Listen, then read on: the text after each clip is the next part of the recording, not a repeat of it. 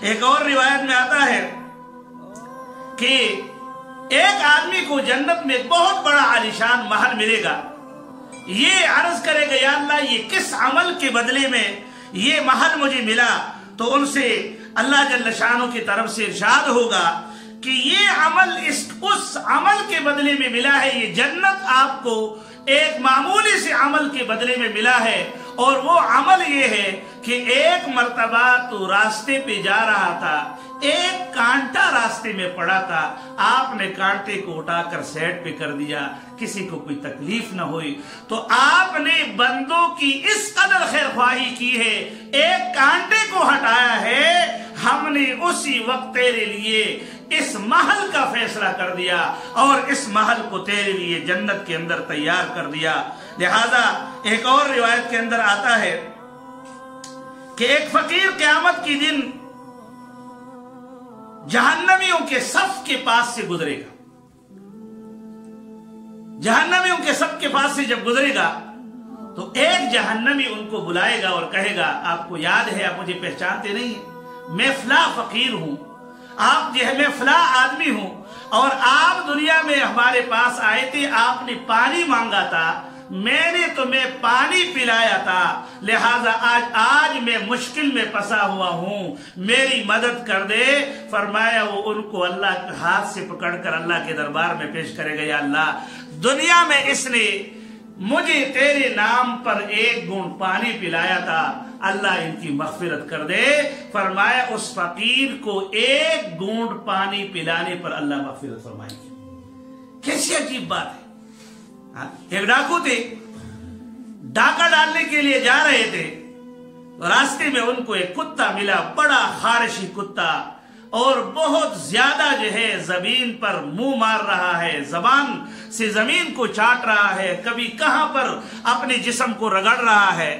इनको तरस आया और सोचने लगा कि शायद इनको बड़ी तकलीफ है, लिहाजा उन्होंने तेल जो है ना, पहले तो वहां से गुजरे और फिर उसके बाद जब वापस आए कुत्ते को बुलाया और मंगवाकर कुत्ते को तेल लगाया, आग लग जो है ना आग के साथ उनको गर्म किया, और कुछ अरसा के बाद वो कुत्ता बिल्कुल ठीक हुआ।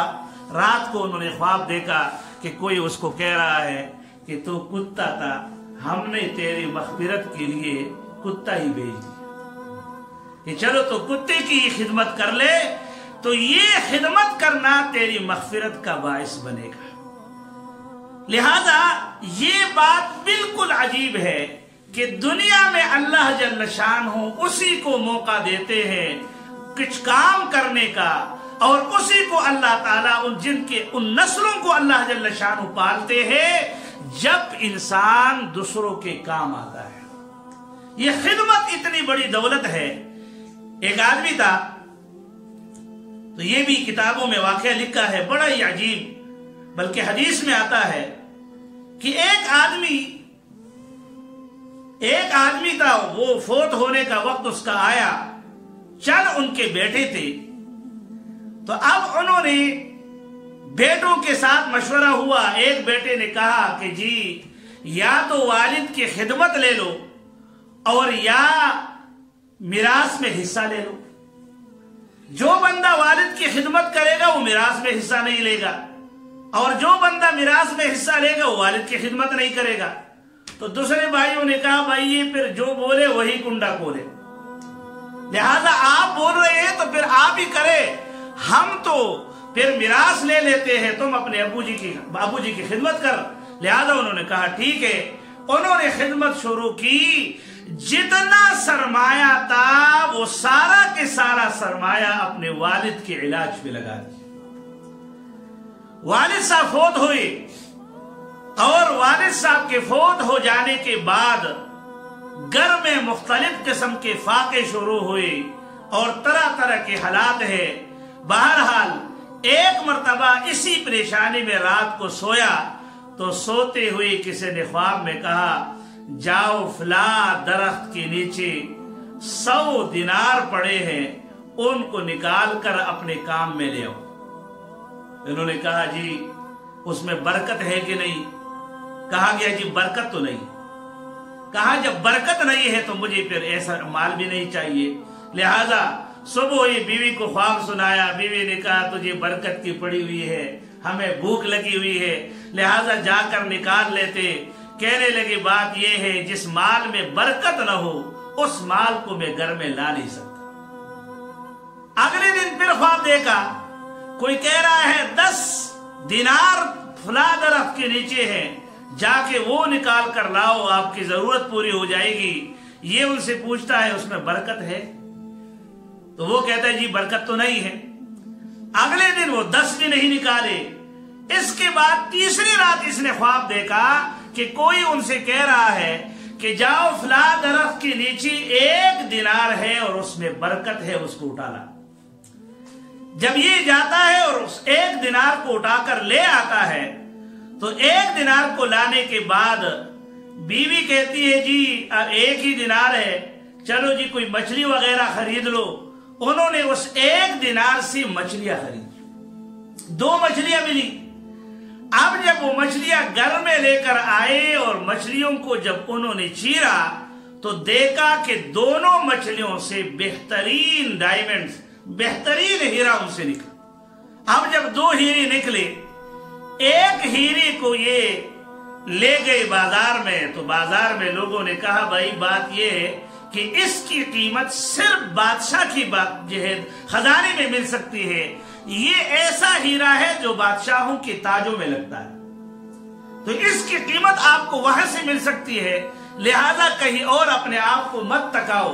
یہ بادشاہ سلامت کے ہاں گئے ہیں اور بادشاہ سلامت نے ان کو جو ہے تقریباً 10 اونٹ 10 بار جو ہے وہ سونے کے لیے یہ واپس آئے ہیں، اور اس کے بعد جو ہے یعنی کچھ دنوں کے بعد وہ دوسرا ہیرا جو ہے وہ بھی بادشاہ پر بیچا ہے، اور اسی طریقے سے کئی بار سونا حاصل کر کے لے آئے۔ کہنے لگے یہ قیمت یہ اللہ تعالیٰ نے دنیا کے اندر والد کی خدمت کا بدلہ دیا، اور جو آخرت میں ملے گا وہ اس کے علاوہ ہے۔ لہذا یعنی جس کو بھی اللہ تعالیٰ نے مالا مال کر دیا ہے تو یہ خدمت کے بغیر نہیں ہوتا۔ اگر اولاد میں کوئی خادم ہے تو پھر ماں باپ کے مرنے کے بعد اسی خادم بیٹے کو اللہ پالتے ہیں، اور وہی پلتا ہے اور وہی پولتا ہے، اور ان کے معاشرے میں اور دنیا اور آخرت کے اندر بلائیاں اور بہتریاں اور اچائیوں کے دروازے اللہ ان پر کھول لیتے ہیں۔ جب کوئی بندہ بیٹا خادم ہو، بیٹی خادمہ ہو، تو پھر خدمت پر اللہ تعالیٰ یہ نعمت ہے۔ یاد ایک کتاب میں لکھا ہے کہ خدمت پتوں سے فتح خان بنا دیتا ہے۔ بڑا عجیب حضرت شیخ نے واقعہ بیان کیا ہے کہ پتوں سے فتح خان بنا دیتا ہے خدمت کرنا۔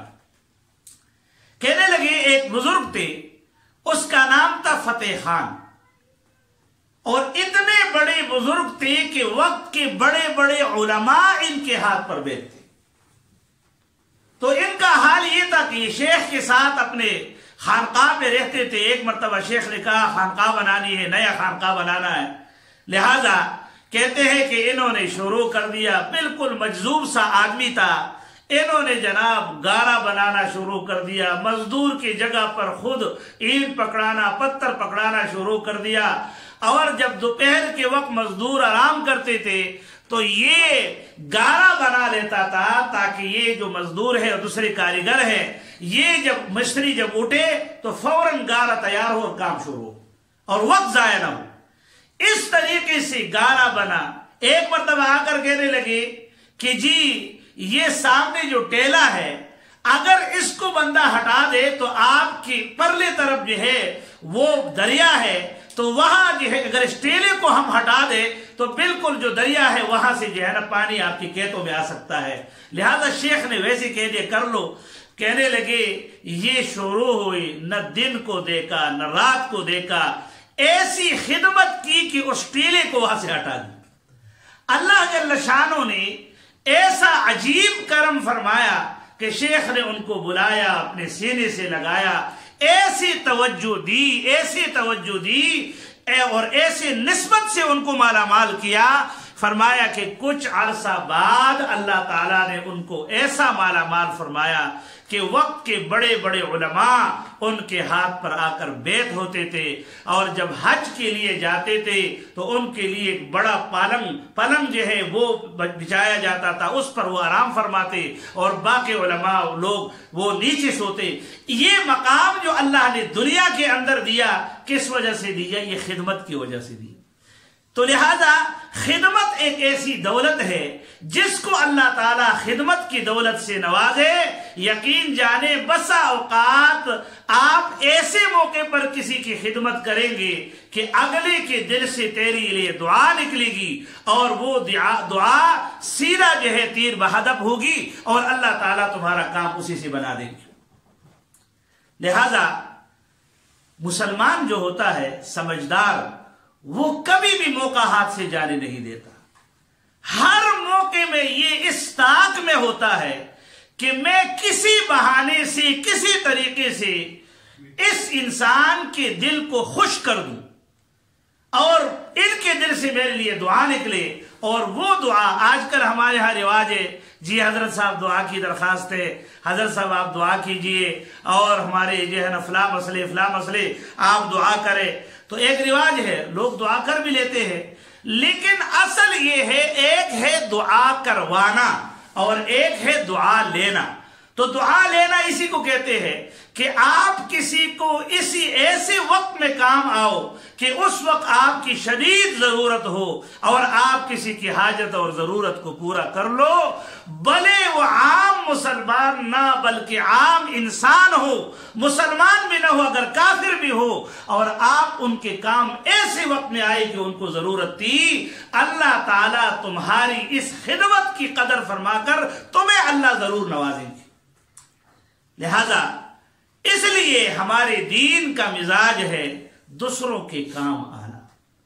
لہذا جب حضور صلی اللہ علیہ وسلم کو نبوت ملی اور حضرت خدیجہ الکبریٰ رضی اللہ تعالیٰ عنہ کے پاس آپ تشریف لائے غار حرا سے، تو اس وقت انہوں نے حضور صلی اللہ علیہ وسلم نے ارشاد فرمایا، مجھے تو اپنے اوپر خوف ہے اور ڈر ہے، اور میں سوچتا ہوں کہ یہ کچھ ایسی جو ہے نا یعنی کوئی اور چیز نہ ہو، کوئی سحر اور جادو نہ ہو، کوئی دوسری جو ہے نا ایسی چیز نہ ہو، اور مجھے ڈر ہے کہ یہ واقعی وہ فرشتہ نہ ہو جو فرشتہ آتا ہے، تو مجھے ڈر ہے کہ میں کہیں جو ہے نا پریشان نہ ہو جاؤں، اور مجھے اپنے آپ پر خوف ہے۔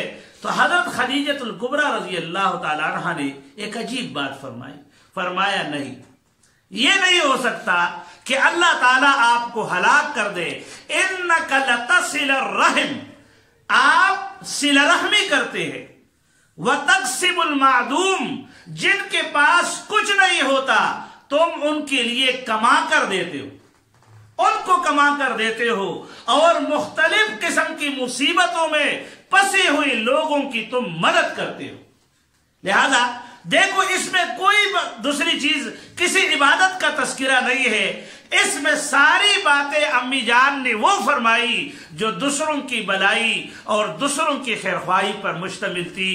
لہذا اللہ جل شانہ سے دعا ہے کہ اللہ تعالی ہمیں بھی یہ زندگی کے جو چند لمحے ہیں، اللہ ہمیں توفیق دے کہ ہم بھی دوسروں کے کام آ جائے، اور ہمارے ہاتھ سے ایسے کام ہو جائے جو دوسروں کو نفع کے ہو، دوسروں کو بلائی کے ہو، اور ہمیشہ یقین جانیے یاد اسی کو کیا جاتا ہے، اور بعد میں مغفرت کی دعائیں بھی انہی کے لیے کی جاتی ہے جو دوسروں کے کام آتا ہو۔ لہذا اللہ تعالیٰ سے دعا ہے اللہ تعالیٰ ہمیں ان باتوں پر عمل کرنے کی توفیق عطا فرمائے۔